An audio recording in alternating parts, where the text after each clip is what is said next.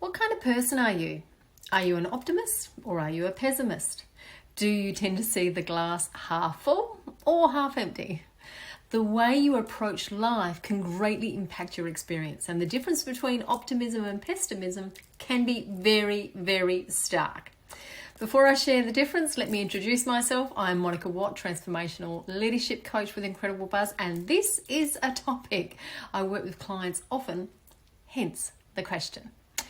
Now, optimism is the expectation that things will work out for the best even when things are difficult. Pessimism, on the other hand, is the belief that everything will go wrong. Inevitably, it should go wrong, even when the situation seems really positive. Let me share with you some personal examples of how optimism and pessimism can actually impact your lives. When I was at uni, I had a lecturer, you might call them a professor, who was, I don't even know how to say this in a nice way.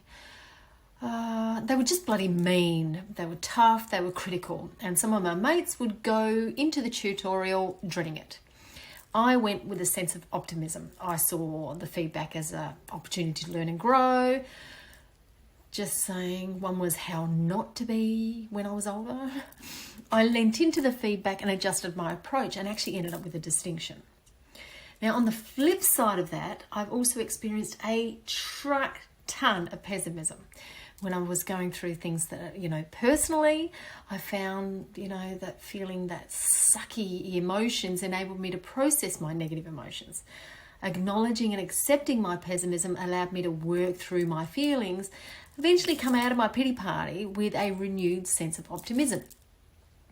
So are there times when you need both optimism and pessimism? Yes. Both mindsets can be beneficial in certain situations. Optimism can help you see the good in difficult situations and really keep you moving and motivated towards your goals.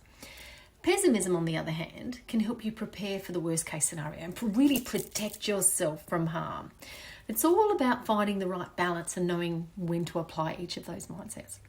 So I ask you, what kind of person are you? Do you tend to approach life with optimism or pessimism?